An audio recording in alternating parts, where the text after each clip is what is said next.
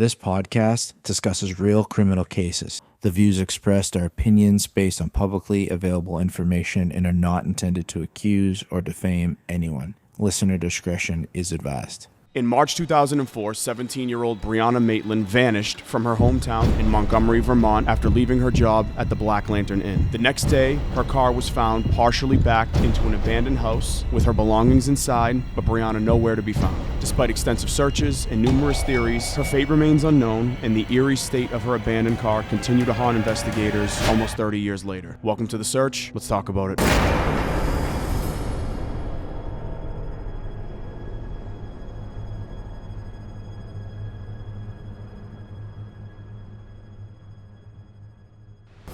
We're in Vermont. This is our local episode, by the way. You guys know we alternate here on this show. By the way, I'm Marc. This is Al, a.k.a. Relax Gaetano. We have producer Pat in the back, producer Jack also in the back. Jack talks now, by the way. Jack does talk. Jack didn't talk in the Jack first episode. Jack talks Thai very well. Jack talks very well. Jack does talk now in this as of the second episode. We're in Vermont. You don't get a lot out of this state. Yeah, maple Not syrup? a ton. Well, no, I just meant like newsworthy in general. Oh, okay. No, yeah. There is good stuff in Vermont. You have homeless people in Burlington, wool socks, Noah Kahan. Unbelievable skiing if you're a skier. If you're a skier, it's the place to be. Like you said, maple syrup. I mean, obviously some beautiful scenery. Don't get me wrong. Ben and Jerry's? I feel like you're a Ben and Jerry's guy. Yes, I am. Milk and cookies is my personal favorite flavor. That's your favorite one? Yep. It was the Tonight Dough for a while. What's the chocolate, the chunky monkey maybe? Yeah. Is that with the banana and the chocolate? Yeah, it's something like that. That's They got a good. lot of eccentric flavors. But we're here to talk about, obviously, Brianna Maitland. This is a case from 2004, around the same time as, actually not around the same time as Maura Murray. Yeah. But weeks after. A few weeks after, just a really, if you think about it, a state over to the left. Yeah. If you're looking at a map, right? Let's get to the timeline, shall we? So Brianna was born on October 8th, 1986, in Burlington, Vermont. It's the capital of Vermont. Obviously grew up there, and she was described as independent, adventurous, and outgoing. Yes. Kind of a common theme here amongst the women we research in these cases. Very independent. Extremely independent. And extremely independent, outgoing, and friendly, putting themselves out there and stuff like that, doing stuff like that. And obviously she attends high school at this time, local high school, before transferring to an alternative program to complete her diploma. So she may not have been the best student. She may have been dealing with maybe a learning disability, a behavioral issue, could be an attendance thing. Because I know, at least from somebody who knew people that went to what was called Seacoast here in Massachusetts. There's one at Revere High. There was one for Georgetown High that was in Salisbury. A lot of alternative students were there, mostly for like absence reasons. You know what I mean? Not because you hit people with chairs or got caught with weed on you. Yeah, the craziest thing is it doesn't seem like she gets in trouble at all. It doesn't seem like she has those, she doesn't get in trouble for why she leaves school. She actually leaves school because she wants to move out because they kind of were settled in a rural area afterwards. Yeah. And, all her friends were in a different part of the city, so she ended up dropping out to move in with her friends. In the last bastion of era where, kids in high school would, get an apartment, because that doesn't happen anymore, obviously. But this happened in, the early 2000s and, before that. Right. I guess you could say people were a little bit more independent. Yeah. Driven. Wanted to work more, I guess. I don't know. Again, it was just a different time. My Aunt Debbie.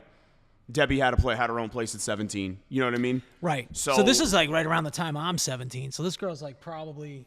Right. Yeah, she's probably, a year older than me. And like it says, she had recently moved out of her parents' home to live with friends, balancing 2 jobs while finishing school. Yeah. So I mean, this girl was clearly motivated in some way to do something. So this is October 2000 and October 2003. The mother said she had a growing need for freedom. Mm-hmm. So she just she couldn't really control her. There was nothing wrong with the family life or anything like that. There was no fights or an abusive place. It was actually it seems like a good close-knit family for the most part. The father did travel for work, I believe. But so she just said she didn't fit in at her high school in that rural town. Okay. So she leaves her parents' home and moves in with her friend Kate in Enosburg, Vermont. Okay. And then this is where she leaves Kate's house a few months later. So this is 6 months before she ends up disappearing. So 6 months before she moves out of her parents' house, she moves with her friend Kate. After a few months with Kate, she ends up leaving Kate's house and staying with boyfriends. So now she's bouncing around. She even stays for her car a little bit. So she's almost living like this, like, nomad lifestyle. Yeah, in high school, which is not what you should be doing, in my opinion. I think that's... Yeah, and I think it's like that instability of her place of residence and all, and like they don't know where she is, and she's nomad, moving around. It seems like she was trying to do too much. Maybe, like just like bite off more than you can chew. Like I don't know, and it was kind of just overwhelming you, maybe. Yeah, and this wasn't what you thought it was going to be. Exactly, and then because she's moving around so much, and she's known to sleep at different people's houses, it takes them a few days, a little bit longer than they would expect to even realize that she's missing. Yeah, because you don't really know what her last known location was. It's not like, okay. Oh, was she staying with you? Was she staying with you? Was she here? When did she go to so-and-so's house? It's like, exactly. Now you're trying to like retrace footsteps here, and it could be in 5 different, directions. Yeah. So in February, she drops out of school, actually, officially. And she moves in with her friend Jillian in Sheldon, Vermont. Couldn't just give it one more year. I know. Mean, And this is when there. this is when apparently she is in the GED program at this point. So she's in the GED program, living with Jillian. She's still talking to her parents and all that stuff. So, how supportive were they of this? I think it was just they just felt like they couldn't control her, like just like let her go do what Like she if she's does. she's gonna go, just go like whatever the hell, just do what you gotta do. Yeah, and they probably understood the fact that all her friends are in one town, and they probably didn't know everything that was going on with their life, but they were like, okay, she seems like she has her head on her shoulders. What did they think of her friends? Is that noted anywhere? Because I didn't. I think that they have a very different definition of her friends now. Well, now, yeah. Well, okay. Well, now, but Yes. yeah, right. And I'm saying like, yeah, right. So to your point. Yeah. Now, obviously, retrospective, probably not great. I think there's some that they're still very close to, and then there's some that either they didn't have a full relationship beforehand, but they've learned some things that they don't appreciate. Because it's like, who are you really like letting your daughter go off to literally live with? I know. So it's like, you would think you would know these people pretty well. I think she knew the friend Kate the first best, move right? out the best, or that she understood that, okay, she's living at Kate's house. She's living, a little bit down the way. Okay. Yeah. All right. 20, 30 minutes, I believe it was, from her actual hometown. So. Okay. And now you said February, right? Yeah, 2004 she drops out? Yeah, so this is like 3 weeks before she disappears, February 27, 2003. Brianna's at a party. She had a party with all these friends. And she's with her friend Keely LaCrosse. They end up getting into an argument, her and her friend, over some guy that they were both dating, apparently. Oh, here we go. His name is James Robitaille. Apparently they were both with him, or maybe Keely used to be with him, but they were arguing about something like that. She ends up, Keely ends up attacking Brianna. Not good. Punches her a few times, whatever. The number of times. They say 2, could be 3. She don't even fight back, Brianna. Apparently, she's trained in jiu-jitsu. So she has some training in jiu-jitsu. Now, how far did she go? Was she a black belt? I don't know, but she didn't fight back at all. They said that was very unlikely of her. So they don't know why she didn't fight back. She ended up with a broken nose, a concussion, swollen. Her eyes are all swollen. Black so eyes. this wasn't like too like. And throw that I didn't know. up. I didn't know if this was like a girl fight. No, like the little like palm fist thing. Maybe like and a it's pulled hair or something like that. No, well that's this girl Keely packed a punch. Legitimately. Wow, that's unfortunate. And the family actually gets her to press charges. So she presses charges on Keely LaCrosse for the assault. So we'll bring this up probably a little bit later about this whole assault case and all that stuff. Yep, you're fighting over a guy. Yep. Never good. And there's even some reports from some friends that say that they were actually fighting over 2 different guys. So it's like a love square, not even a triangle, like 2 guys. But you know what? It's a small rural town. It's Vermont. How many people are really? It's around? Vermont. Where are you really? Yeah, I mean, you got to think, and everybody's French. It's a very romantic. You know what I mean? The names do. Well, read like the fucking that. names again. Yeah, it sounds like Romeo and Juliet. Yes, you know what I'm saying? So it's so like, you think the French? They don't. The French, a romance language. Yeah. You know what I mean? You can't deny a French guy. No, or whoever. You can't deny anybody. Apparently, I mean, these people are all over each other. We're gonna not cut to. I guess the next. I guess the next point in the fucking case is March 19th. This is probably the day of disappearance. So, like you said, 3 weeks. 3 weeks post after the this, altercation. she's all healed up and everything. Okay. Like So she took her high school exit exam, which I don't know what that means. Is that like the GED final? Basically she takes the GED test and she passes it. That's what, you know what I mean? It's that GED, she gets her GED. Yes. Nice, okay. And then she goes shopping with her mom afterwards. Great little, celebratory mother-daughter activity. Very, very run-of-the-mill here. Afternoon, her and her mother have lunch, but she abruptly leaves after reportedly seeing something or someone outside the store. Yes. Which doesn't make it. Well, I think this may have been Did this get missed? If you're no, did you it got mean you the got restaurant that. or like No. So well, when it says the store, that's what throws me off. I'm like, wait, were they shopping or were they eating? So I they guess were it's irrelevant. basically. She passes the exam. They go out to eat. Then they go shopping. That's pretty Okay. much how I take it. Yeah. Okay. So they're going shopping. I take it almost like Somebody TJ Maxx or something. Yeah, I don't know what this could have been. So they were kind of celebrating her passing the exam. So like this is what I'm saying. Like the family's still close, even though they're far apart. She is like good supportive. Do we know how far apart they actually lived? I thought it was only like 20, 30 miles. I think it's pretty close. Oh, it's not okay. So it's not like super crazy. All right. So in other words, it's like me growing up in Georgetown while you guys were in Revere. Yes. All right. So that's like not that insane. No, it's not. Yeah, that's not that crazy. Okay. So they go shopping. Now, while she's in the checkout line, her and her mother are in the checkout line. Presumably, they're getting ready to purchase whatever they just bought. She sees something outside the window, and the mother sees her recognize something, and Brianna goes to the mother, Kelly, and is like, I'll be right back, and just kind of makes a beeline outside. Okay. So the mother just basically ends up finishing checking out. She gets outside, and Brianna's there. They talk, but she makes note that essentially Brianna's mood completely changed, and she seemed extremely agitated. But she didn't want to press it. They're having a good day. She didn't want to make a big Had to be scene one of about the it. guys. Well, in my who knows? assumption. Maybe So it was a mutual girlfriend of her and this girl. Was it Kelly? What was the girl's name? Kelly.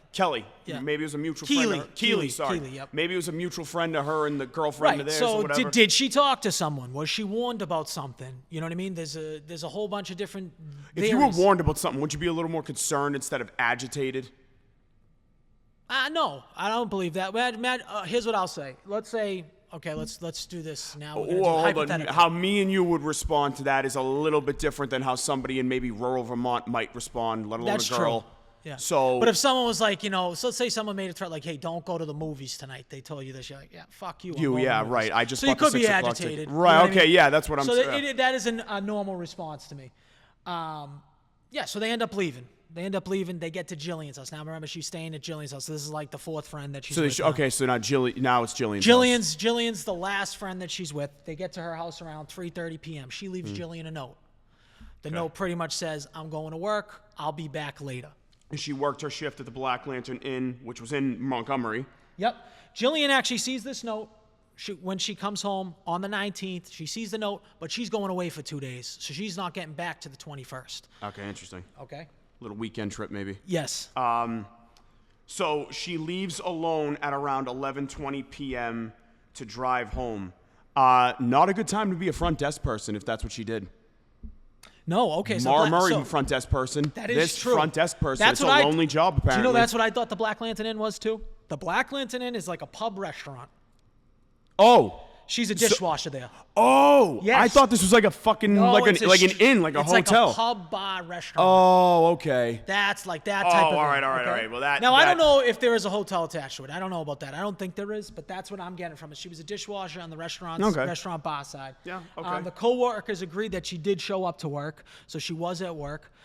They said that she seemed pretty normal throughout her whole shift. They actually asked for her to hang out afterwards. Okay. And she denied. She said, "I have to go to my other job in the morning. I don't want to get too banged up," or whatever she said to them. Pretty much, I got credit. The girl's got her responsibilities. shit together. To some extent here. I mean, like clearly, like a work focused person. So credit to her on that. Yeah. So at 11:20, this is when she leaves the parking lot in her 1985 green Buick Oldsmobile. What was it? 89. 85. 85. Did you say a Buick Oldsmobile green. Okay. It's green. A green. Okay. Gotcha. And we have a picture of which this is a coming boat. up. It's a boat. It's huge. It's a huge car. Okay. Got you. All right. So now we cut to March 20th, 2004, the next day. Early morning, a passing motorist reports a car backed into an abandoned house en route, is that 118? Known locally as the Old Dutch Burn House. Yes. So This I is mean, some this colonial might shit. be a time where we want to either bring up the pictures. They can at least just see that now. We'll get into the picture. Maybe Photo evidence will be on a screen little in bit second. deeper. But the old Dutch burn house. That's Mm-hmm. like why is it called the old Dutch burn house? Because why would a random abandoned house be called the old Dutch burn house? Uh-huh. Well, there were actually this pair of brothers, these elderly brothers in the mid '80s that lived there. They lived there forever. I believe one of the guys was either a farmer or something, and he always had cash on him. Some people knew that. I mean, They ended up home invading him, right? Him and the brother. They were like 70s, right? They ended that's- up beating the bag out of these two brothers so bad that they never wanted to live in the house again. So from like 1985 or 1986, it was abandoned from then. Kids used to go up there and party. It became like an abandoned place where That's kids would fucking go, sad, party, honestly. Yeah, it's do too all that bad. stuff. But they never wanted to step in there. So people always found that property has like a bad juju around it. by the way, robbing elderly people, Scumbag. sue me. Drugs. I don't give a fuck what nobody says. You think Drugs. No, I'm saying like you're strung out and you're looking to rob somebody to Oh, get yeah, money for I mean- shit. That strikes me as like a Yeah. Well, Like it- yeah. Also, they felt there was going to be a ton of cash in the place, but I agree with what you're saying. I think that's that they the first knew thing that- I think of. Again, yeah. if that makes me a bad person, so be Yeah. it. But like if you're robbing elderly people, that's what and beating them up and shit. Like that's just like a. Yeah. That just strikes me as I was fucked up, but I'm sorry. Yeah, I mean, it means you're like at the end Desperate, of rope, yeah. desperate, yeah. Right. So basically, like that. What does Jim Carrey say in the bathroom of the that? end of a pitiful no, rope. the desperate fool at the end of his pitiful rope. Yeah, and liar, liar. That's sorry. exactly what Had they to throw that out there. So Go the ahead. property had like a mix of like people described it as dangerous, like stuff will go down there. Like there was even things of meetups of like drug exchanges. It's an abandoned building, drug exchanges, firearm Yeah, exchanges. every scumbag activity you could. But also, possibly kids think went of. to party there, and you can name in any Oh. city in the There's world. There's that one spot. Yeah, right? exactly. Also, if you look at the picture, it's bizarre. It looks like an album cover. Dude, that picture. Like it straight looks up, like an album cover. It looks like a It's- Kid Rock or an Eminem album. Imagine Eminem in an Yeah, album. that's what I'm saying. sitting Like on the I can trunk of that picture car. like it almost looks like the Slim Shady LP 2 or something Yes. like that with like the. Remember how the car's parked on the pier and you see the thing Yes. hanging out of the. Yeah, it looks like a folk album cover or something like that. I don't know. You what couldn't it is. picture like Jelly Roll. 100%. in Yeah, front of anybody. that. Yeah. Yeah, it's one of those pictures that it's extremely creepy just looking at it.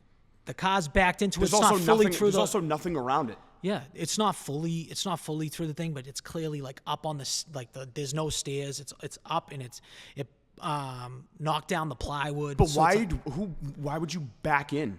I Well, don't I mean, I think understand we'll what. get into maybe Yeah, some we'll get into that, theories, right? but- Okay, so the vehicle is Brianna's again, 1985 Oldsmobile. Driver's side window is broken. Do you mind if I get into some of the witnesses that happened before? The drive-by thing. Yes. Yeah. Go ahead. Let's go ahead get if you let's want. get Yeah, into yeah. that because Sure. I think chronologically Sure. that makes the most sense.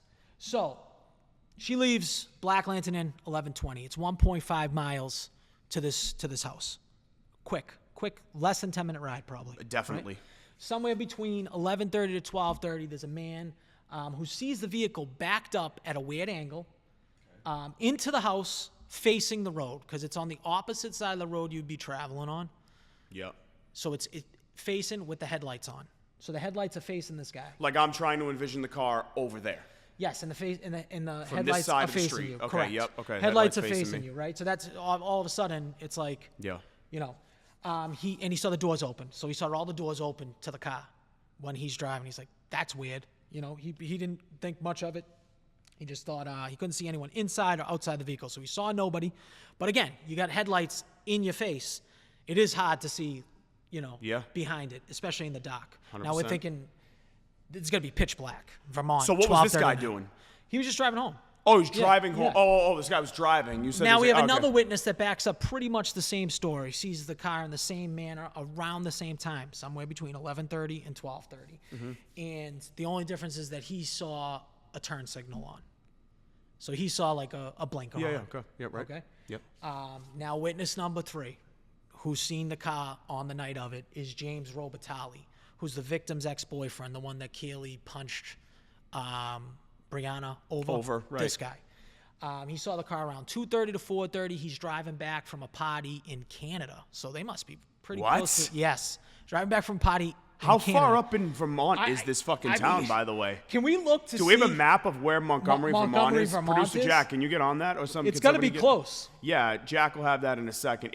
I mean, if you're going to a party in Canada, that's the equivalent of like somebody going to a party in New Hampshire and Massachusetts, like on the North Shore. You know what I'm saying? What do we got? Yeah, it's way north. Oh, so we're like up there in Vermont. I mean, how close can? It's hard to go. You can't go much further until you hit Canada. So it's that close to Canada. Yep. Okay. Oh shit! All right. So he's at a party in Canada. That's what he says. He's driving drunk. Fucking okay. Okay. So now his story does change a little bit, but he says he pulls off the car and confirms that it was Brianna's car, and he just leaves. He doesn't want to get in trouble, but he knows that it's her car. He ends up going, doesn't call the cops, doesn't call anybody, doesn't call any friends, say, oh, I saw Brianna's car up against the house. He comes way later after the police get involved and say that he saw her. Now, early in the morning, so that morning now, all these pictures you're going to see that we put up, these were all taken by a group of skiers who happened to be skiing up in one of the mountains. These are not police evidence photos, just a group of skiers stumbled on it in the morning, either from the mountain or going to the mountain, and they saw this whole scene. They're like, wow, this is really odd, and just took like a bunch of pictures, like went around the whole car, took pictures. Mm-hmm. So police initially think it's like a DUI walk-off, very similar to the Montgomery, right? So they didn't really photograph the scene. The skiers' pictures are essentially the crime scene photos, which is crazy to me. In one of the skiers' photos, you do see a broken necklace on the ground, which is Brianna's necklace. So necklace is somebody tried to grab her. She was in a physical struggle with somebody. Yeah, I think as we get more evidence, we'll unleash more evidence on what's inside the car. Yes, I think that's a very good, good thing. So 122 is when the cops actually show up to the scene. Again, they think it's a DUI walk-off. They tow away the car. This is the afternoon? Yep. Sorry, okay, yep. The car is unlocked and there's no keys. So the doors are closed, but two witnesses see the doors open and the headlights on at 11:30, 12:30. Somebody went back? Maybe. Someone might have went back to either clean up the crime, or maybe someone was still there in the house that you couldn't see, comes out. You know what I'm saying? What the fuck? Yeah. So it's towed away, but the keys aren't in it. They still haven't found the keys. So no one knows where the keys are. Who would take the keys? It doesn't make any sense. So now we're going in from March into April of 2004, right? Friends and family report. No. We still got to go into the vehicle. Oh, I thought you were done. No. I'm sorry. You paused. I thought you were done. I'm sorry. I thought you were. I thought you finished. Your vehicle is the 1985 Oldsmobile, right? The driver's side window's broken. Yes. So now, it's an old car, right? It's a 1985. So the window wasn't shattered. So when we say the window's broken, I don't want people to think it's broken. They don't know. It just was rolled down halfway, and it was hard to roll up and down. So you see what I'm saying? That changes. So it wasn't like everything. they walked out somebody to baseball batted through the window and smashed it in. Okay, gotcha. So there's a broken necklace on the ground, which we already mentioned. There's empty bottles scattered on the ground outside the vehicle. So outside the vehicle, there is some empty bottles that they believe was inside the car that was now outside the car. Bottles of water. It doesn't say alcohol. All right, I don't know if it's like doesn't a bottle say of alcohol. Bud Heavy or something. All right, got you. It could be, but it doesn't say that. She has 2 uncashed paychecks from that Black Lantern Inn. Yep. She has contact lenses and her medication inside the car. Mm-hmm. The trunk has basically every single family memory she's ever had, pretty much. So it's like pictures, photographs, all stuff that she wants to remember her house by. So she was probably living in the house, and this was probably the only place that she found was safe was her car, because she was living in her car too. So she had all her family stuff in the car, like her albums, all that stuff. There was a lime wedge found on the trunk of the car. I'm sorry. I'm not trying to laugh because it's not. What a fucking random. I'm sorry. Was there a party? Were they drinking Coronas? What were they doing with this lime wedge on the trunk of the car? Diet Coke and lime's a real thing. So now it's winter. It's 8 degrees out. It's cold as shit. How much can you be partying outside at the same time? Yeah, I don't. So the lime wedge, unless there's a lot of alcohol involved in your nice. They call and this warmed things like a red herring. Yeah. You know what I mean? Like, am I just spending too much time on a lime? Why is there a lime wedge in the middle of someone's car? Did it drop earlier? Did it freeze? Yeah, I don't know. That's just a lime wedge is out there. So was there a bunch of people at the scene? This is completely I think it's just speculation, but there's been comparison to the Montgomery case, and there was that rag in the tailpipe for the Murray case. So they were kind of looking at this as, is it connected? So they're kind of random objects being found along the cars. I think it's gone back and forth in different forms. So people being like, no, the rag was in there for a car purpose. But that was just one thing that was noted in some of these forms, that it's more like someone leaving their mark, leaving random stuff. So the red herring killer? Essentially. No, I'm saying you said somebody leaving their mark. It's just like, if this guy's, you're leaving limes. Put the lime in the coconut? Put the lime in I don't know what. Yeah. What a weird, the citrus killer. I don't know. What is this guy going to be? Like, I don't know. It's not funny. Somebody died out. It's Somebody not funny, died. but that was funny. Thank you. The citrus killer. No, I Not to appreciate combat it too much, but I do know Mara's dad told her to put the rag in the tailpipe, so... Yeah, that's a That good is point. true. That is Yeah. true, Producer Jack. That was an advised thing. You're right. You are, when you're right, and you're right now. All right, so forget my point. Producer Jack just shut my point right there. Okay, no Well, he serial did say killer. that. He did say that, but there are people that say that they don't believe that too. So Right. Okay, so continue. You got more here? no, you can go with that, friends. Okay. Again, so we're going early investigation. This is March into April of 2004. Friends and family report Brianna missing when she fails to show up for both plans and work. Yeah. So this is one of those things, right? That this is where we said at the beginning, like this lifestyle of hers directly led to people not realizing she was missing for a while. They find the car on the 20th. For some reason, the cops don't track down Kelly Maitland, whose car it is. They don't do basically any investigative work. Like, okay. How do you not call the person who owns the car and be like, hey, we just found your fucking car backed into a house on the side of the road. Was it stolen? Like, they basically were like, we'll get them when they come for their car. That's basically was their train of thought. So on March 21st, though, so now we're the day after. Remember Jillian, she was away, the friend that she was staying with. She's out of town. She returns from the trip. She sees that same note in the same position that she left it in on the 19th. So she thinks it's weird. The next day, she ends up calling Brianna's mother.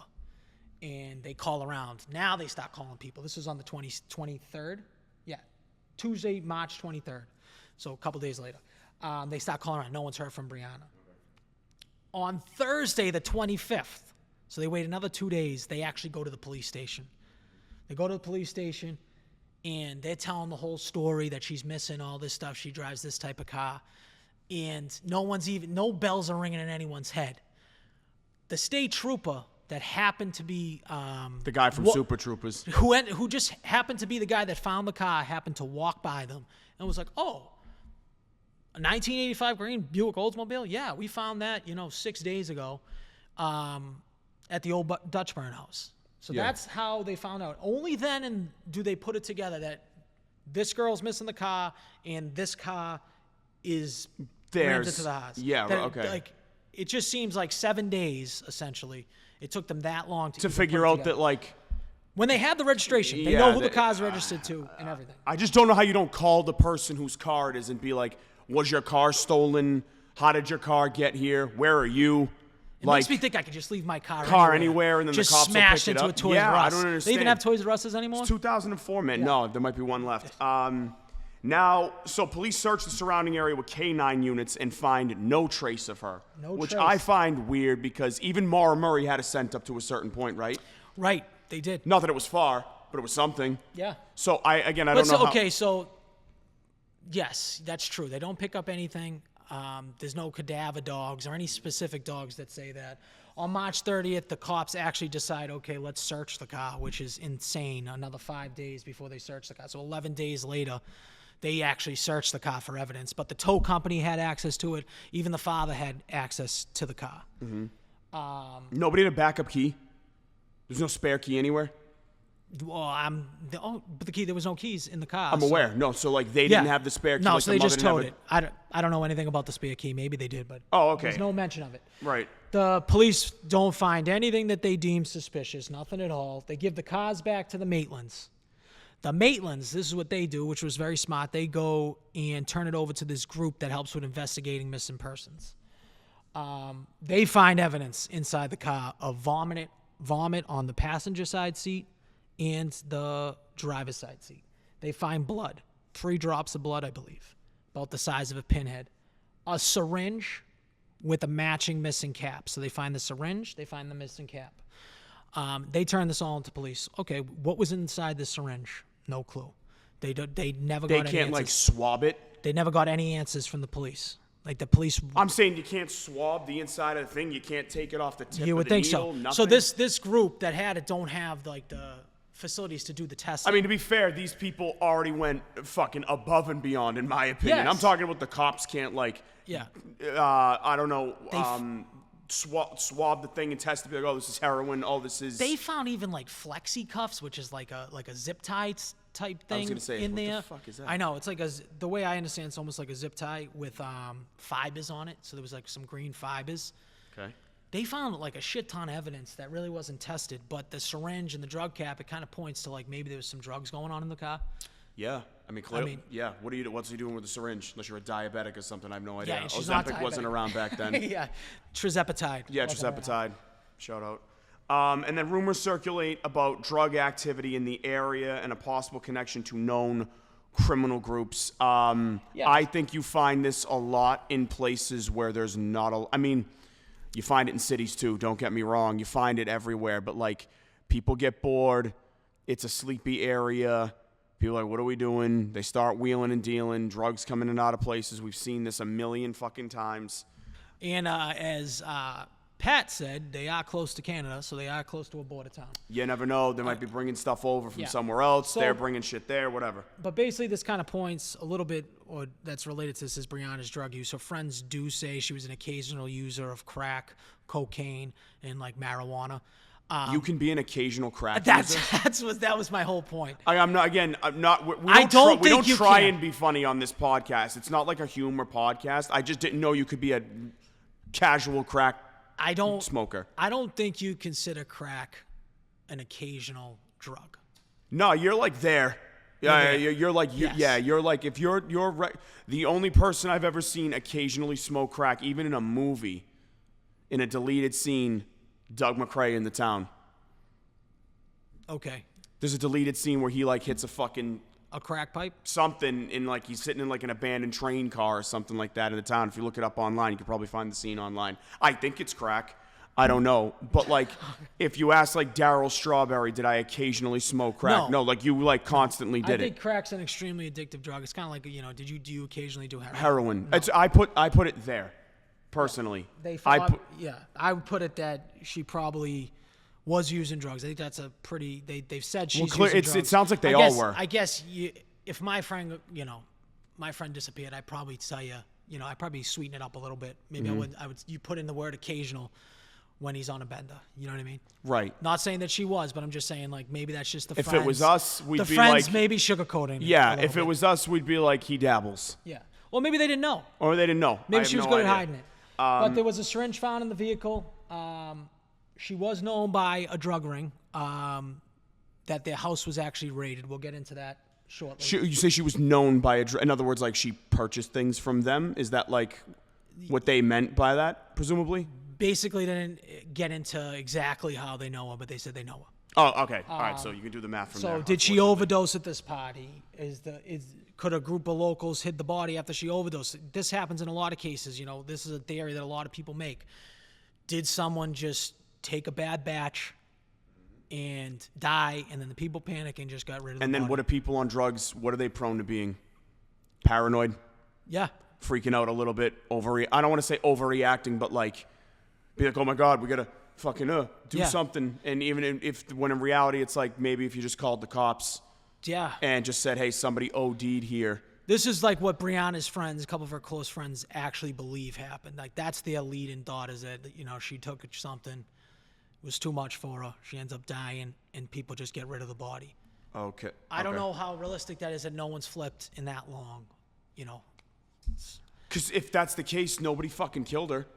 Right. I don't get that. I don't get it either. Yeah. I don't get that. It's just like, wouldn't you just take that body and just move it somewhere where it's visible, so that someone could be? I could get if it's like, let's say it was your house. Okay, bring it to the hospital, drop it, or bring it to an area, drop the body.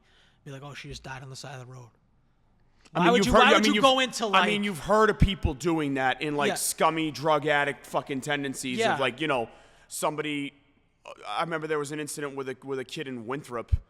the kid OD'd in the car, and they like opened the fucking door and just like shoved the kid out of the car. The poor kid ended up passing away. Like, it's not unheard of in the drug use but world. you're never gonna get in trouble. Like if you just dropped that off and dropped her off into you a didn't, hospital. Like, hold somebody's arm and fucking shoot them up with something. But you know what? You're right. They're not thinking clearly. No, they're paranoid, freaking out, and being like, "Oh shit! Like, what the fuck, man? Like, holy fuck!" You know. Did you have anything before I go into this fifth segment here? No. Okay. Person of interest and theories. We're now covering between 2004 and 2006. Police investigate multiple persons of interest, including acquaintances with drug ties. Some witnesses claim Brianna was seen at a party the night she disappeared, but this is unverified. Yeah, so basically on April 15th, right? April 15th, Bruce Maitland, the father, he gets this tip that she's being held in a basement of a farmhouse in Berkshire, Vermont. And not to cut you off, is it not, I don't want to say funny, is it a coincidence that now, Al, there is actually a guy named Bruce? Because you called the bus driver from Montgomery Bruce when his name was Butch or something like that. Remember, like three? I think I was calling him Butch and his name was Bruce. Or vice versa. Either way, I don't remember. There's a Bruce now. Whatever it is. Continue. There's a Sorry. Bruce. So Bruce is the father of Brianna. He gets a tip that she's being held in the basement of a farmhouse in Berkshire, Vermont. It's a fucking hell of a tip. That's a harrowing Holy shit. phone call or however he got it. And it's like 15 minutes from the Black Lantern Inn where she works. So it's close. It's within distance. Being held for what, though? Like, for what? Saying held in the basement. Did she owe somebody money? Like, what do you... whatever. Continue. They don't know. So they end up setting up a raid. They raid. He tells the cops raid the house. They find firearms and drug trafficking evidence. Obviously, drugs, cash, weighing materials. So it's a trap house. Yes, pretty much a trap house. 4 individuals are there, and they all claim to know Brianna. This is what I was just talking about. They all claim to know her. They know her as a person, all that stuff. They don't really get into the dealings that she has at that moment. Now, as time goes on, one of these dealers, Jorge Soto is his name. The only Spanish guy in Vermont. Unless it's somebody else. Well, there might be one more name. Oh, it might be one other guy. Okay, there's 2. Sorry. His acquaintance comes forward and says that he claimed to kill her and buried her in a field. Soto was in the area at the time, and he got out of jail the day before she disappeared. For what?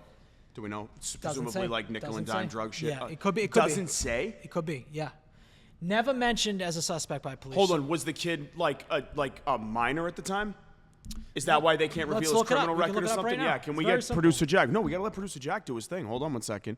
Producer Jack, be on that if you can, or Flo Daddy in the back there, because that's the thing. If he was like 16 and spent 2 years in juvie, can't you not reveal their criminal record if it's a minor? He was in prison on federal drug charges. Court this kid was documents in a from the Fed mid-2000s list him in connection with a Vermont, New York cocaine distribution network.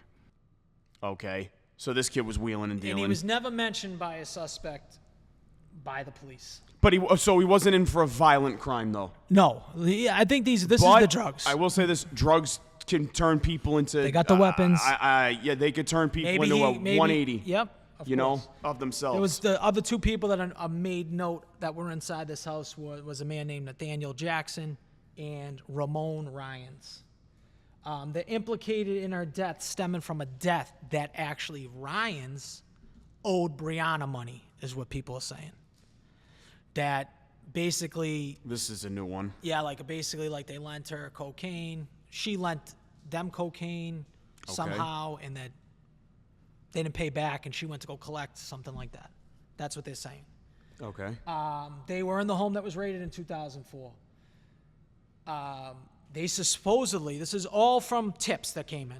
Supposedly, So the 4 people that are in the house were Ramon Ryans. Well, we don't know who the 4th person is, but it's Jorge Soto, Nathaniel Jackson, and Ramon Ryans. Jackson and Ramon Ryans, and an unnamed 4th individual for some reason. Yes, could be named, but it has nothing it could have just been a person in there. You know what I'm saying? Mm-hmm. Okay. They supposedly dismembered the body and buried her at a farm. So now you got essentially 2 people at the house. But one saying she's in a field, the other one said she's at a farm. Which could be the same thing. They could be the same thing, but it feels like that's 2 distinct. That also could. You would think they would know the difference, difference, especially in rural Vermont. Yeah. The police supposedly, a police officer supposedly anonymously swears to a reporter of a newspaper, doesn't want to put his name on public, that this is exactly what was told to the police, that Ramon Ryans dismembered her and buried her in a farm. This is what a police officer is saying. The police come out and say, listen, we don't believe it's true. We think it's a lie. So they say that we don't believe this is true, even though there's a sworn police officer who anonymously gave the tip. Now, is the reporter lying for some clout? I don't know. How many cops are on the force? This is, again, another thing. We got to look at this. Montgomery. Is it Montgomery PD? Who would it even be? Berkshire. Berkshire PD. Or it could be Vermont State Police. Or Vermont the State Police. Stadies. Farva from fucking Super Troopers. No, it's true. Aren't they Vermont State Police in that movie? I mean, just the way that... So, just a little bit, while he's looking that up, they obviously the Maitlands weren't very happy at the beginning of how it was investigated. How nonchalant it seemed. unenthusiastically it was Yes, approached. but as time went on, they do feel like the bad apples are out of there in terms of like the lazy motherfuckers that weren't doing shit. They have come out and said that they trust who's investigating it now, type thing. Oh, you know what I mean? I guess that's So some I guess kinda, that's some type of- some type of silver lining. Okay, But is it too little, too late? I mean, Every second is crucial could be too late. when you have Yeah. a missing person. Yeah, absolutely. So this would be Pat's got something. typical to the small town ones that we've covered. There could only be a couple police officers, sometimes one, because in this area you're looking at only 950 to 1,000 people in the town. Holy shit. So how many more people were on the force with Montgomery in Haverhill, New Hampshire? Wasn't it was like three, wasn't Three it? or They four. could only three be full-time one guys four. and six part-time guys or It something was like like that? there could only be one on a night. Like, Right. this is what happens in those. They're overwhelmed too at the same time. I'm just trying to say, like, how deep could this even be kept between girls that are on the force, whoever, officers on the force, where it's like, what are 5 people in a room looking at each other like, which one of you said this to the cops? It's like The Thing. Yeah. You know what I mean? Yeah, I know what Who's you're The saying. Thing? There's 5 of us in here. Yeah. They couldn't be that. How many different Also, people? again, you hate anonymous sources because it's like, could this Shouldn't just be fucking allowed. Could this be anybody? They say it's a police officer. The reporter swears it's a police officer, but we don't know. Yep. And okay. So another theory is obviously, so we're getting into the theories. That's really the timeline in terms, the main timeline of like that like couple weeks afterwards. So a lot of people point to Kaylee LaCrosse. She was the best friend that got into the fight. They dated the same guy, James Robitaille, possibly another guy. She assaulted her and was charged with a crime. Once she disappeared, Kaylee is quoted as saying, now nothing can come of this assault case if Brianna never comes back, type thing. Charges were eventually dropped because Brianna's missing. I mean- disappeared. And the police did end up clearing her of this, though, too. Yeah. Okay. Here's the thing about Keeley. Keeley is what I would deem a huge bag of shit. Okay. That's what I would deem her. For lack of a less scientific term, Yeah. what the ancient Greeks would call a fucking Yeah. scumbag. Yeah, exactly. That's how I okay. take it. She was popped for a home invasion in 2012. Okay. She, in 2008, she was actually charged with being inside of a cocaine distribution ring. Okay. And she ends up ratting on everybody. So she rats on her whole ring. She has to stay out of trouble. Then she obviously in 2012, she gets popped for that home evasion. She gets in trouble, goes to jail for a little bit. Gets out with that. 2013, she gets charged with a DUI. So she's in and out of trouble. She has a history of violence. She obviously had motive because, Yeah. Right. you know, she did have a assault case for her. She has used violence in the past. What's to say she couldn't have used it again? Sure. I think that leads us to, you know, witness number 3, the third witness on the night of, the boyfriend, James Robitaille. There was a fight in Brianna. The fight between Keeley and Brianna was over him, right? Okay. He could have asked to meet her. Maybe he's the guy she sees outside, Yeah. Okay. outside the store. Hey, meet me outside the old Dutchburn house after work. Fine. Oh, She yeah. goes okay. and meets her there. Might have been one of those. Yeah. Now, does he say, hey, do me a favor, whatever, drop the charges on Keeley? Because they're all close. They're still all close, you know? Drop the charges on Keeley. Who cares? You're fine now. Like, just don't bring it to the cops. Maybe there's a fight that happens inside the car. Maybe they drag her out, like you said earlier. Is this why the car's backed into the house? You know, was she trying to Trying get to away? get away and bang, hits bang, up the hits the thing. thing Now and- it's a rear wheel drive vehicle, 1985 Yep. green Buick Oldsmobile. I feel like Mona Lisa Vito right now. Legit. And it's up and it's not moving now because now you can't drive forward. Yeah. You know what I'm saying? Maybe that's why witnesses see the doors open, right? The doors Sure. are open, the headlights are on. Someone had to leave hastily. Her necklace is broken on the ground. Right. So I think that kind of, in my mind, makes sense that something happened in that car at that scene. Like some type there of was a struggle. of Yeah, some of sort. some kind. There are drops of blood. Now, are those drops of blood from someone injecting themselves with something? Sure. Are those drops of blood from the actual struggle? I think there would be more blood. I would agree. If it was from the actual struggle, I you think there would be like could be there from would, that syringe, right? Yeah, I think that's what it was. Were they like in the car shooting up together and like There's maybe vomit they? on both sides of the car. But I don't understand. Yeah, that's what doesn't make any sense to me. So that tells me that what I think is I happening feel like here.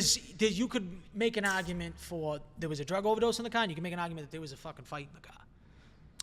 I think, I think there was maybe 2 other people in this car with her. They were shooting up or doing something. Okay. I don't know. And then I think that was part of the plan to get her to like be vulnerable. Maybe they acted like they were doing it too. And they're like, yeah, come in. We'll just like get. Oh, you think she got bad batched on purpose? No. Oh. I'm saying I think she like got. But then again, no, because there would have been more blood in the car. Can you even do that? Give somebody a hot batch on purpose? Do people do that? Oh yeah. Really? 100%. There's Okay. plenty of cases that do that. Maybe. I don't know. Yeah. Maybe that was But that. I just find it crazy, coincidental that the ex-boyfriend's driving back from Canada from some party, drives through pitch black in the middle of it, like not even a really well-traveled street. It's not like this crazy well-traveled street. Happens to be driving by this car and decides to stop, and Well, it ends up being Brianna's car. Well, the other thing is like, for anybody who's ever had like a party spot in a town, it's not on like Main Street. right. It's usually It's not a in the back well-traveled of road. it's in the back of the woods. It's in behind a fucking abandoned house. It's on Route 18. I don't know we don't have to get to producer Pat to be like, hey, what's the traffic count on Route 18 in the city? No, we don't need have that. to. He might want to But do that. they I don't know do- because it's producer Pat. I have no idea. If there's 2 witnesses over 4 hours, 5 hours, so that's how many people are driving on the street. Yeah, I think You know what I'm saying? I think the two eyewitnesses, or 3, whatever you want to call it, Yeah. are quite literally the only 3 people that drove I down think that that's all street you that really night. need to know about how busy this street is. Yeah, it's a fucking ghost town, essentially, is what that is. And like I said, for these designated party areas, especially, essentially, it's like doubles as a trap house where people wheel and deal out of. It's not like, hey, right there on Mulberry Street, right in the middle of downtown, is the place where all the action in this area happens. Like, Yeah, what? it's It's gonna in a be out of the secluded way, of area where course. nobody really drives by. Exactly. Now, yeah, like it says, theories include abduction by someone she knew, drug-related retaliation, or random foul play. Am I good to go into the next segment here? yeah. Okay, so now 2007 to 2014, her case is now being compared to Maura Murray's 2004 disappearance in neighboring New Hampshire, but there's no direct link found. In 2007, human remains are found in Vermont. They are tested. They are not her. 2012, the house where her car was found burns down in a suspected arson somebody intentionally burnt the joint Someone down. intentionally burns down. Now, is it a bunch of kids just partying? Let's light this motherfucker on fire. I mean, we've been in I places. hate this. I hate my Dude, I know job. it, yeah. I'm burning this mother down. Yes. You know, somebody in Is there's that like, you what it better is? not. Somebody in Or- there's like, you better not. Or is this just another thing of bad things that happen at this property? Like, Yeah. this would be the 3rd or 4th thing that has happened at this property that's like one of those properties that seem like they're cursed. Well, it's not even that. It's now if clearly this is the point where the Brianna situation happens at the old Dutch burn house. Now, could you say that is the spot's blown up? Yes. Okay. Is that what you're saying? The spot's blown up It's 8 years now. later, but it's No, 8 oh years. yeah, okay, I guess that's true. But like, yeah, that's a good point. But like, is that now where like, no, because again, So my question is, did Could someone? Is that suspected arson? I guess it's two things. Is that suspected? Did they arson? search the house? Is there ever any record of that? Like, Yeah, did they actually search the house? They do search the house. They don't find anything. But again, they found nothing in the car. Then one investigative group finds all this shit. Yeah, they need. Yeah, they You need have the investigative random groups independent going. investigators that found fucking all the usable evidence in the case. So was it to cover up the crime, or was it just just somebody? It's time. Yeah, know what I maybe mean? fuck it. This place. Maybe nobody tough hung to there tell. anymore. They found another place to let's just get fucking rid of it. The other thing is, what the hell was I gonna say there? I actually just lost my train of thought on that. Yeah, so that gets burnt down in 2012. Did you have any more to add before I move on? Nope. Okay, 2016. The FBI announces possible ties to an unidentified serial offender, but the details remain sealed. Okay. Yeah. So 2020, police release an age-progressed image of Brianna at age 33. Right? And then 2023, investigators retest evidence with advanced forensic technology. Do you have anything to add in there? no, we can't. This is. It seems like. I don't know if the Maitlands are on board with this. It seems like they're extremely, because they do say that they like the way that the investigation has come in recent years. Yeah, right. It does seem like from like 2015 on, everything's sealed shut. They're not speaking about certain things. That things that remain sealed. You get some things that leak out, but it's very hard to find details from then on in terms of like. I would love to know who this unidentified serial offender is. Some people like to. I'd also like to know the reporter that put that fucking anonymous quote by the cop on record. I would love to get that person on here and just drill him with 50 questions. Right. Some people say it was Israel Keys. Israel Keys is one of those like, hot button people. They all want to tie everyone to Israel Keys, like a lot of these missing girls. Okay. But Do you want to go further into depth on who that is? he's a serial killer, pretty well-known serial killer. Where was he active? Presumably in Vermont, New Hampshire area? Yeah, pretty much a huge area. Okay. Yeah. But the thing about Israel Keys is he was random. So, like, he didn't have a set of people, so you could randomly be anywhere. That was his thing. But it's not like we don't have this huge list of random people that, you know what I mean? Like, he doesn't have this huge list of people that he hasn't already said. You know what I mean? Okay, Like, yep. I'm pretty much like everything that we know about him, we know about him. But people like to tie him to this and the Montgomery one. Right. You know what I mean? They try to tie him to this serial killer, but the financial records don't show him anywhere near it. The FBI is like, listen, how did he get gas? How did he do X? How did he do Y? How did he do Z? Not even like close to where he was. So his financial records include him. But people want to put a nice, tidy little bow because it's easy. Oh, it's a serial killer. It's Israel Keys. I hate to say it, but 'Cause it's that's sexy. that's It's a sexy pick. that's You know people's what I'm like saying? fun ending. Yes. You But know, that's a not quote how unquote fun. That's not how, life works. Yeah. What else you got? Is there anything else you wanted to add in? Nope. Okay. So, and then Brianna Maitland, obviously, as of 2025, she remains missing.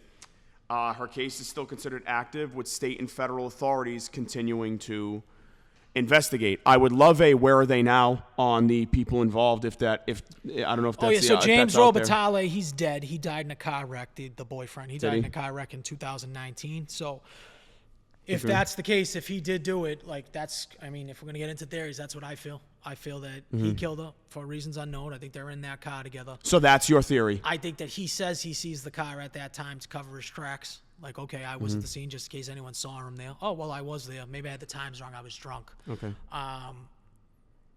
It's always the ex. Do you feel like it's always the ex? It's most likely not a random person. It's usually someone knows there is a struggle. Yeah. Okay. There's some fibers in there that they don't know who it's towards. She wasn't killed in the car. She was She killed. was She was dragged out of taken. that She car. was taken and killed somewhere else. Which, suppose if there's just another car there, you throw her in your car and do whatever you need to do, right? Yeah, Because but they're not traipsing through 8-degree weather for a long period of time.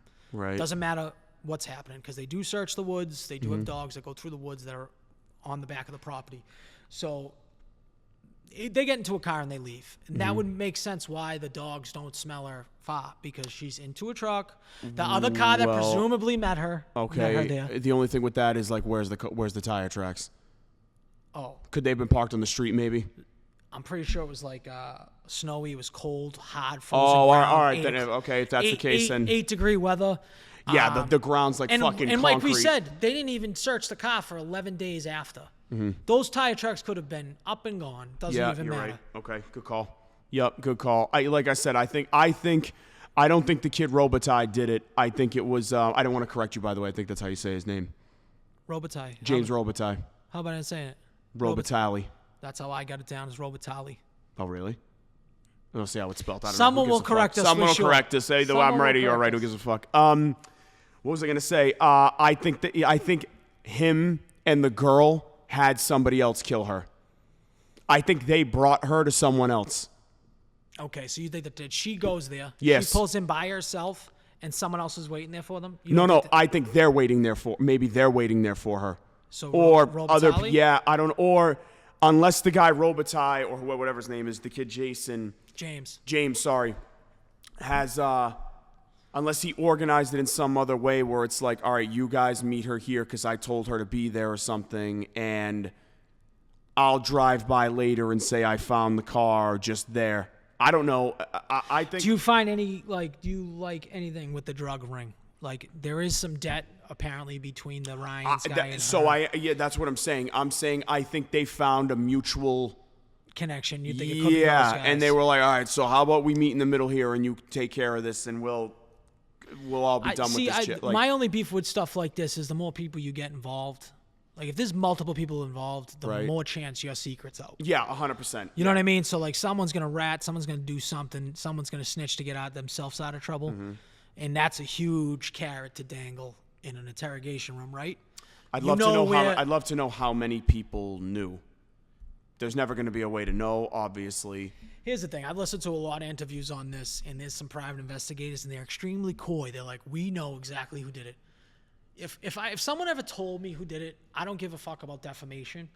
Like, if I was an investigator, who gives a fuck? Say who they said it was, or put an anonymous tip to the police. I was going to say that. Like, you're getting hired to do a job, and you're just sitting on information because you're trying to corroborate it.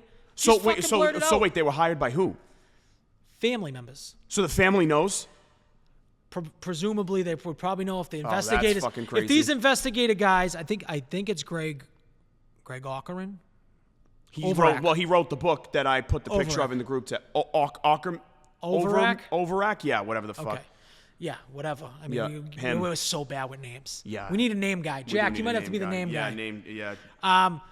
He's went on a podcast, Missing Mara Murray podcast. I think Missing Mara Murray podcast has like 160 episodes. They did a few episodes on Brianna Maitland. That is I still can't on figure one out case, how dude. that- You can't that- like. God bless them. That's so insane. If you want real in depth on Mara Murray, go listen to that podcast. 'Cause Yeah. They get deep and deep and deep, and they do a ton of interviews, and people have cooperated with them. They also spun off and did Missing Brianna Maitland, and they got like 40 or 50 episodes. So you have 40 or 50 hours of content if you want to go more in depth on this. Go there, start there first. These people take an inch and stretch it into fucking a marathon. Holy shit. But it is interesting. Like, you No, just good like for them. you're Good in for it, them. and then they just keep updating you and all that stuff. So Yep. there is things where these investigators say in certain episodes, like, we fucking knew, we know who's doing it, but we can't say yet. Why? That's my question. They're waiting for the statute of limitation to go by? Why? Don't they want to find out who it is? I guess, yeah. Does Vermont have a statute of limitation on murder? They might. Some places do. I don't know. No one has a statute of limitation on murder. No one does? No. Different country, maybe. Maybe a different country. would have it, not us. I'm never going to There's pretend no to be a lawyer. statute of limitations on murder. Yeah, no, there's none in Okay, the U.S. got you. All right, yeah. So my point is good. that but if the investigator knows, he could say it right now, it wouldn't matter. Why not just, if you didn't want to say it or whatever, send a blank letter to the investigator. By the way, first of all, it's only slander if it's not true. Yeah, this is what they want to cover their ass, because Yeah, everyone wants to sue everybody nowadays. That's the Right. problem. Everyone's lawsuit happy. Very. In Very this lawsuit economy, happy. Yeah. very, Yes. very lawsuit So- happy. So I think that the kid James, and maybe this other friend, the girlfriend, Keely Lacrosse. I yeah. think they had a mutual benefactor, like somebody who would also be like have a reason to. Well, this is cooperate in I think where something. you're going is a lot of people feel like Keely. We know that she gets arrested in a cocaine drug ring. Mm-hmm. Those dudes, Soto, Ryans, and Nathaniel Jackson, get their house raided. They are Everybody involved here is a scumbag. That's the other thing. Brianna Everybody Maitland involved here is a piece of has shit. a drug problem. Yeah. Or maybe not a problem. She uses drugs, right? There's a syringe in her car. So there is drugs involved here, and they are all connected in one way or another. So could that be the reason why? I'm going to actually, you know what? I'm going to choose to believe, this is kind of still going to my point. The kid that got the anonymous tip given about him, right? Yep. That was like, oh, he said he did it. The police, you think that a police officer called this reporter and told him that Ramon Ryans dismembered the body and buried her in a farm. But I don't know that Ramon Ryans killed her. What I think happened was they owed her money. She was going to flip. You think she threatened to flip? Said if you don't, why? Yeah, I mean, that could do it. That is motive. I think she threatened to flip, give him to the fucking law, and they were like, oh, fuck this. Now she's causing problems for two different sets of people. We got a mutual interest here.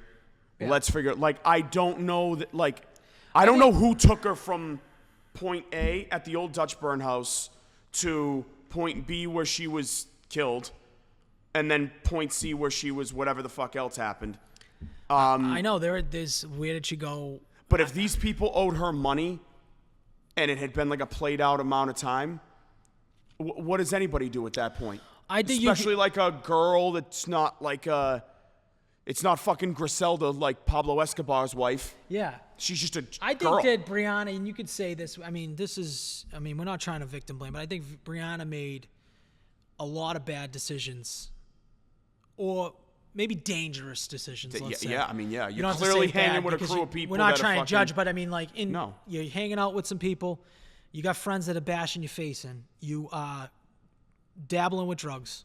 You're You dating got- a guy that's fucking around with your friend and Yes. maybe feeding you some bullshit. You're bouncing around to different houses, so you don't have a stable house environment. I think this all adds up, to and you gotta risky think that, decisions. You got to think that the parents are like, we should have just never let her fucking. But at the same time, this might happen can't- anyway. Yeah, they can't blame themselves for that. But yeah, It wasn't the place of residence I that think got there's this girl there's hurt. a little amount of blame that you're going to just have no matter what. It doesn't matter. Guilt as a parent, absolutely. If your kid dies, driving on 128, you just feel guilt no matter. You're going to be What like, could oh, I if have I done asked them to get lunch an hour Yes. before they got into a car accident, they would have been on Right. 95 instead and maybe would still be. You'll find a way Yes. to blame yourself. Your subconscious will do so. I mean, she moved out of the house 6 months before this. I mean, she was with her that day, and she seemed fine for the most part. She did get a little agitated when we went outside, but that's like a teenager. She's 17 years old. I think she was going to flip on these kids. That's a possibility. I think she was going to flip on these kids because they didn't want to pay her and they thought, oh, we're going to stiff her. She's a girl. What the fuck is she going to do? Right? It's not like you're dealing with some guy that just got out of jail after doing 10 years. That's a serious guy in the street. Yeah. That's like, I'll show up and we're going to, Unless we're going they're to all- shoot it out or do unless something. they're all there, they're hanging out, right? And she shoots up, and they're all doing drugs, and she does overdose, and they panic that it's their drugs. Their fingerprints could be on the drugs or on the paraphernalia. They think they clean everything out. They rip her out of the car to stop moving the body. You know what I mean? Yeah. Thinking that, they'll just think she's a runaway. Like I said, I think I'm going to. Because she does bounce around, so they'll just think. My theory is going to be she was taken from the site of the crash, taken somewhere else, and whatever happened obviously happened. What do you think, boys? Yeah, and then so hold on. I'm like when we usually do the round table to end the episode. I think she was going to flip on somebody, and they did it, but she wasn't killed in the car. Obviously, Think she was dragged from it. I think she was taken and killed elsewhere, and whatever. You're going with the. I go back and forth. The vomit really gets me. Like, how's their vomit on both sides of the car? That could have happened at different times though, and she just might have not cleaned it or not known don't know. it, or not known What it if was you're there. living in the- No, but I'm saying, but not known it was there. Like I don't know. Like I don't know. I'm gonna go with James Robitaille. I'm not calling him Robitaille because I know fine. it's Robitaille. Robitaille. Yeah, I think Robitaille has a hand in it. I think the only reason why he says he's back there at 2:30 is to cover his tracks. Mm-hmm. So no matter what, he's involved in my eyes. It sucks that he's dead, and we will never find out true stories. That's just, I can't get that out of my head. Like, Right. that, what's the chances of this one guy at 2:30 in the morning seeing his girlfriend's car? Doesn't Right. make any sense. Producer Pat. Well, one, they never found the body, right? Yep. And she had that nomad lifestyle. So when I first started researching this, I was like, could she have just left, right? She just went. Maybe she went to Canada. I don't know. But she had a new job that was lined up for a couple days from when she disappeared. Okay. So that kind of ended that. But I think the one takeaway from this one is there was more smoke on this one. Like, so much happened leading up to it, the fight. Her getting pulled out, saying, hey, something's going to happen. I mean, that's crazy. And I then know. something did happen. Like, that's not something we normally get in these cases. It's more just like 1 second later, something, they're gone. Wait, what happened? Yeah. It's weird that there was so much happening beforehand. But being in the small town, I think they're going to figure this out. Like, people know. Someone knows. Someone's going to talk at some point. Yeah, at Because some you know point. why? They're going to get offered an amount of money to do so. Somebody's going to talk at some point. If you can find out who fucking killed Tupac, there's a pretty good chance you can figure this one out. Or at least find out later on. I think it's already been figured out. By me. I think those people. The only thing is, though, there's that quote from Gone Girl, one of my favorite movies, Yeah. that says, if you have no body, all they can hope for is a confession. Right. Right? Well, I think that's a pretty. I think So it's applied what to a lot Mom's of saying cases. is those PIs, what evidence do you have that you can pinpoint somebody who did it? I think you're getting through the grapevine that this person saw something, or this person knows that this person said something about it. Unless That's they what I had think 3 or 4 different people anonymously, individually tell them the same story, and it was the same person, and they all saw the same thing, and nobody knows that the other one talked. Yeah, I really hope we do find this out. I Same. could see it happening. Jack, what do you got? I don't know. I think this is the toughest one yet. It's either James, Kaylee, or Ryan, I think. Who was Ryan's Ramon Ryans? Ryans, yeah. Okay. Ryan's. I think a guy did it. Me personally, a guy Did had you to see do the it. pictures of her face What? When she was like hitting when stuff. she got beat up? From Oh no, I looked like a guy hit her. So Oh, I don't really? know. Kaylee can pack a punch. I'm telling you. If you look at those pictures, Her but track record? no track record of Kaylee's track record, her criminal record, though. It's all Afterwards. it's drugs afterwards. It's all after. I mean, she was only 17. They were like 17, 18. Yeah, all they were like very high school super kids, young. so she wasn't like in and out of juvie at the Yeah. time, and it was like, yeah, right. So that's what I'm going. Pat, what is your actual what is your actual theory on what happened? Like, do you think she was killed by these guys? Do you think she OD? Like, what do you think happened? I don't think it's the drugs as much. I think there's some evidence of that, but listening to a lot of the stuff about her, it didn't appear to me like that's really what was going on. It seems like she had kind of figured it out a little bit. I just think this was some small town revenge in one way. I don't know. I don't know who did it, but to me, it feels like there was a lot of bad blood that had built up, and then Like I said, I think everybody involved here. It sounds like Brianna, from all we know in this entire story, was the least shitty person out of everybody involved here, because I think everybody else was a piece of shit. From what it sounds like, this is a bunch of scumbags, and when you got I a think bunch she of had a couple good scumbags, friends, like the girl Jillian. no, seemed like a good no, friend, I Kate. just mean like this, like the Yes, people around well, yeah. the disappearance, not like just her, Yeah. like her nice friends. Yeah, I don't know. When you get that many shitbags in one vicinity, something bad's gonna happen. Yeah, 100%. Something bad's gonna happen.